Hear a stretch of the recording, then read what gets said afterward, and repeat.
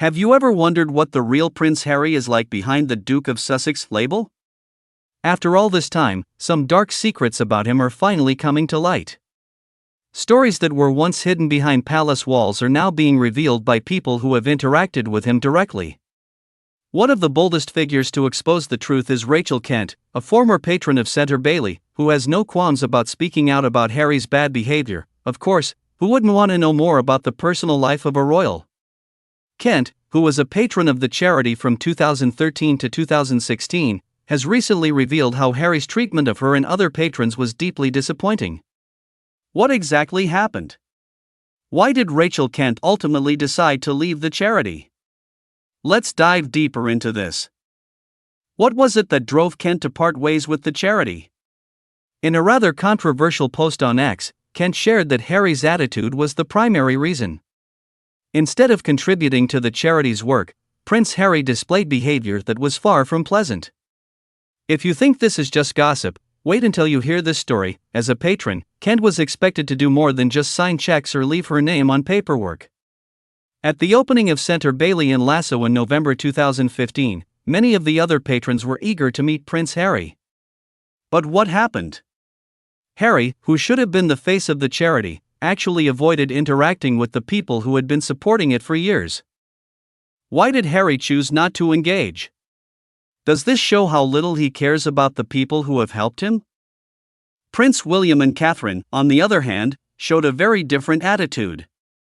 They happily interacted with donors and didn't hesitate to mingle with the public. So why did Harry, who should have been part of the event, choose to stay away?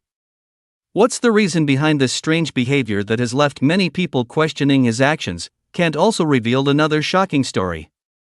At the same event, she tried to interact with the children and even kicked a football around with them. But do you know what happened? The British staff explicitly told her not to play football with the children, as it was supposedly Harry's domain. Does this show how entitled Harry feels about everything related to the organization? Why should charity work be seen as an opportunity to maintain a royal image? Kent explained that she genuinely wanted to make a difference, interact with the children, and provide real benefits. But what did she see instead? Harry, who should have been a role model, was more concerned with appearances and keeping his distance from the work. Shouldn't a royal be more focused on the people they're meant to help, rather than their own image? Why are so many people starting to lose respect for Harry? With more and more stories about him coming to light, the narrative of Harry and Meghan as victims of the media is slowly crumbling.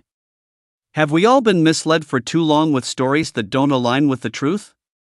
What really lies behind all of this?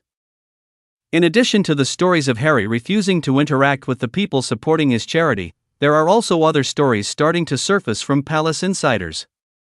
Are these tales just slander, or is there some truth we need to face?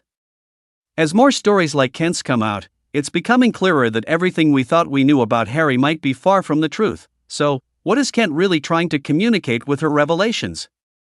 By courageously exposing things that were once hidden, Kent wants the world to see just how different the reality is from the public narrative. Is it time to uncover the biggest secrets of the royal family? For many people, stories like these may feel like shocking revelations. But for others, it might just be a piece of the puzzle they've long suspected. Is this the end of the flawless image the royal family has built over the years? Will we hear more untold stories about Harry and Meghan? Finally, can we hope to see Harry learn from these mistakes? Will he change his behavior and truly become a better person? Or will he continue to uphold the royal attitude he's so known for? One thing's for sure, with each new story being revealed, we may all start to doubt whether the fairy tale they've been telling us all these years was ever as perfect as it seemed.